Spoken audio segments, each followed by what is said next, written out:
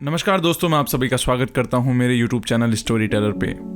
तो दोस्तों, आज मैं आपको सुनाने वाला हूं द साइकोलॉजी ऑफ मनी किताब के तीसरे एपिसोड को, जिसका नाम है भाग्य और जोखिम। इस एपिसोड में मैं आपको बिल गेट्स के अमीर बनने की कहानी बताऊंगा।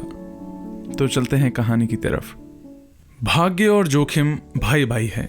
ये दोनों इस वास्तविकता का प्रमाण हैं कि जीवन में हर नतीजा व्यक्तिगत प्रयास के अलावा और अन्य ताकतों पर भी निर्भर करता है। NYU प्रोफेसर स्कॉट गोलोव का एक ऐसा संबंधी विचार सफलता का आकलन करते समय बहुत आवश्यक है। दोनों, अपनी और साथ ही अन्यों की भी, कुछ भी इतना अच्छा या बुरा नहीं होता जो दिखता है। बिल गेट्स विश्व के एकमात्र हाई स्कूल में गए जहां कंप्यूटर था। सिएटल से कुछ ही दूरी पर स्थित लेकसाइड स्कूल में कंप्यूटर कैसे आया, यह कहानी अद्भुत है। बिल डूगल द्वितीय विश्व युद्ध में एक समुद्री विमान चालक थे जो बाद में हाई स्कूल में गणित और विज्ञान के अध्यापक बन गए। वे मानते थे कि किताबी ज्ञान बिना वास्तविक अनुभव के काफी नहीं था। वे यह भी समझते थे कि कॉलेज में पहुंचने के समय हमें कंप्यूटर की कुछ जानकारी की आवश्यकता होगी। स्वर्गीय माइक्रोसॉफ्ट सह संस्थापक पॉल एलन ने याद करते हुए कहा था, 1968 में डूगल ने लेकसाइड स्कूल मदर्स क्लब में अपनी वार्षिक फुटकर बिक्री से होने वाली आय लगभग $3000 से एक टेलीटाइप मॉडल 30 कंप्यूटर लीज पर ले, जो टाइम शेयरिंग यानी समय सहभावन के लिए general electric main frame terminal से जुड़ा हो। टाइम शेयरिंग का सिद्धांत 1965 में जाकर आविष्कृत हुआ। गेट्स ने बाद में कहा, कोई निश्चय ही काफी दूरदर्शी था। अधिकतर यूनिवर्सिटी ग्रेजुएट स्कूलों के पास इतना अग्रवर्ती कंप्यूटर नहीं था जैसा 8वीं कक्षा में बिल गेट्स के पास था, और गेट्स को उससे बेतहाशा लगाव था। गेट्स 1968 में 13 वर्ष के थे जब वे अपने सहपाठी पॉल एलन से मिले। एलन को भी स्कूल का कंप्यूटर इस्तेमाल करने का बहुत जुनून था और दोनों मिलते ही गहरे मित्र बन गए। लेकसाइड का कंप्यूटर वहां के सामान्य पाठ्यक्रम का भाग नहीं था, यह एक स्वतंत्र अध्ययन कार्यक्रम था। बिल और पॉल आराम से कंप्यूटर में अपनी रचनात्मकता को स्वच्छंद रूप से विचरण करने देते थे। स्कूल के बाद देर रात में या सप्ताहांत में वे शीघ्र ही कंप्यूटिंग में माहिर हो गए। अपने ऐसे ही एक देर रात के सत्र में एलन को याद है कि गेट्स ने एक बार एक फॉर्च्यून मैगजीन दिखाते हुए कहा था, क्या तुम सोचते हो कि एक फॉर्च्यून 500 कंपनी चलाना कैसा लगता होगा? एलन ने कहा था कि उन्हें इस बारे में कुछ जानकारी नहीं है। शायद एक दिन भी हमारी खुद की कंप्यूटर कंपनी होगी, गेट्स ने कहा। अब माइक्रोसॉफ्ट का कुल मूल्य $1 ट्रिलियन से भी अधिक है। अब थोड़ा सा तेज गणित। 1968 में यूएन के अनुसार विश्व में लगभग 303 मिलियन हाई स्कूल की उम्र के लोग थे। उनमें से लगभग 18 मिलियन यूएस में थे और इनमें से लगभग 2,70,000 वॉशिंगटन स्टेट में रहते थे। 1 लाख से कुछ अधिक सिएटल में रहते थे और इनमें से सिर्फ 300 लेकसाइड स्कूल में जाते थे। 303 मिलियन से शुरू करके 300 पर खत्म। 1 मिलियन हाई स्कूल आयु के विद्यार्थियों में से सिर्फ एक ने ऐसे स्कूल में पढ़ाई की जहां कंप्यूटर खरीदने के लिए पैसे और दूरदर्शिता का मेल था। बिल गेट्स उनमें से एक थे। गेट्स ने भी इसे माना और इससे पीछे नहीं हटे। अगर लेकसाइड ना होता तो माइक्रोसॉफ्ट भी ना होता, उन्होंने 2005 की उत्तीर्ण होने वाली कक्षा को बताया। गेट्स अत्यधिक होशियार हैं और उससे भी अधिक मेहनती और अपने किशोर अवस्था में ही कंप्यूटर को लेकर ऐसी परिकल्पना रखते थे जो अनुभवी कंप्यूटर अधिकारी भी न समझ पाए। साथ ही लेकसाइड स्कूल में जाने के कारण उन्हें 1 मिलियन में से एक वाली शुरुआत बढ़त में मिली। अब मैं आपको गेट्स के मित्र केंट इवांस के बारे में बताता हूं। उसने भाग्य के भाई जोखिम की उतनी ही शक्तिशाली मात्रा का अनुभव किया।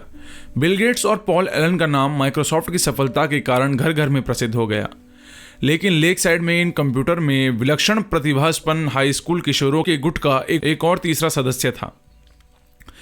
बिल गेट्स और केंट इवांस 8वीं कक्षा में घनिष्ठ मित्र बने। गेट्स के कथानुसार इवांस कक्षा में सर्वश्रेष्ठ छात्र था। दोनों हद से ज्यादा फोन पर बात किया करते थे। गेट्स ने इनसाइड बिल्स ब्रेन नामक वृत्तचित्र में याद करते हुए कहा था, मुझे अब भी केंट का फोन नंबर याद है। उन्होंने कहा, इवांस भी कंप्यूटर में उतना ही कुशल था जितने गेट्स और एलन। लेकसाइड स्कूल को एक बार कक्षा की सारणी बनाने में कठिनाई का सामना करना पड़ रहा था।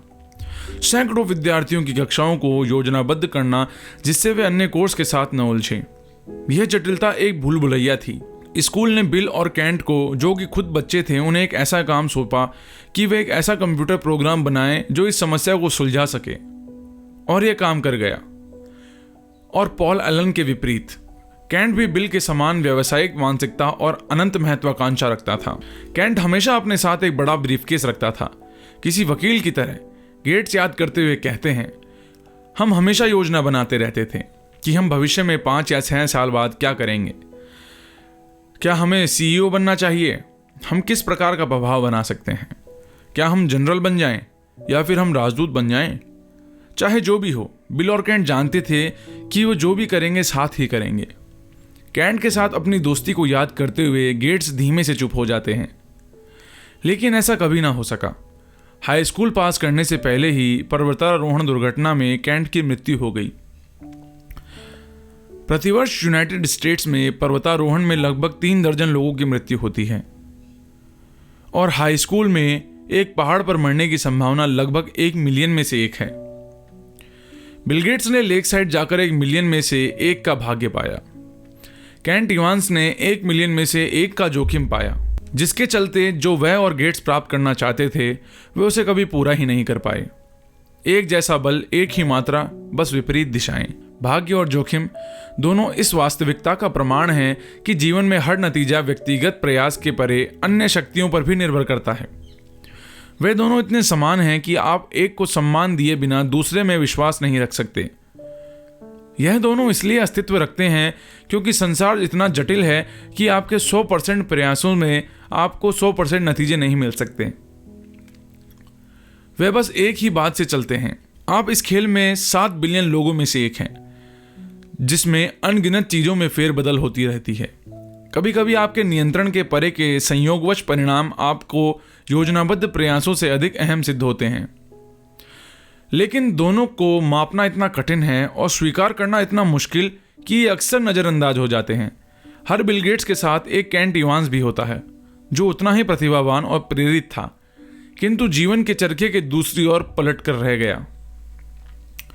यदि आप भाग्य और जोखिम को यथोचित सम्मान दें, आप पाएंगे कि वित्तीय सफलता को आंकते हुए अपनी और अन्य लोगों की कुछ भी इतना अच्छा या बुरा नहीं होता जितना वह दिखता है। तो दोस्तों, इतनी सी थी ये कहानी। आशा करता हूँ आपको ये कहानी पसंद आई होगी। कहानी पसंद आए तो चैनल को सब्सक्राइब करें, वीडियो को लाइक करें, शेयर करें। तो मिलते हैं ऐसी किसी अगली कहानी में। तब तक के लिए धन्यवाद।